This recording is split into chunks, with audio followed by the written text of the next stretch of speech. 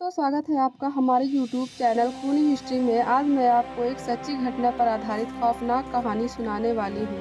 खूनी रानी की दास्तान, जो बहुत समय पहले ट्रांसिल्वेनिया के घने जंगलों के बीच एक विशाल महल था, जहाँ रानी एलिजाबेथ पाथौरी का राज चलता था। उसे दुनिया की सबसे खूबसूरत औरत माना जाता था, लेकिन उसकी सुंदरता के पीछे एक खौफनाक सच छिपा था। रानी को हमेशा जवान और सुंदर दिखने का जुनून सवार था। एक दिन उसकी एक दासी से गलती से कंघी लगाते समय उसके बाल खींच गए। ऐसे में रानी ने दासी को इतना जोर का थप्पड़ मारा कि उसके होठ से खून बह निकला। संयोग से खून की कुछ बूंदें रानी के हाथ पर गिरी और उसे लगा कि जहाँ खून गिरा था वहाँ की त्वचा पहले से ज्यादा निखरी और जवान लग रही थी।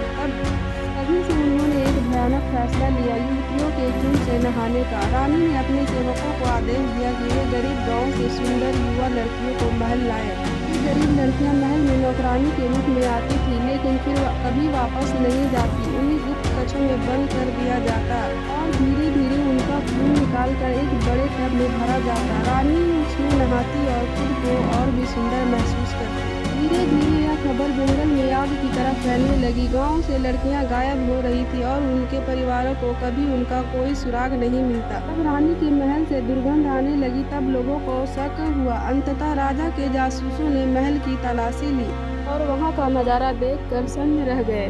तहखाने में खून से सने दीवारें, मृत लड़कियों के शव और यातनाओं से निशान मिले। राजा ने रानी को गिरफ्तार करवा लिया और उसे कठोर दंड दिया गया, किंतु वह राजघराने से थी। उसे फांसी नहीं दी गई, बल्कि उसे महल के एक ही कमरे में जीवन भर के लिए कैद कर दिया गया। वहीं अकेलेपन और पागलपन में घिरकर उसने दम तोड़ दिया। इस खूनी रानी की कहानी आज भी लोगों के रोंगटे खड़ी कर देती है, और उसके महल को भी।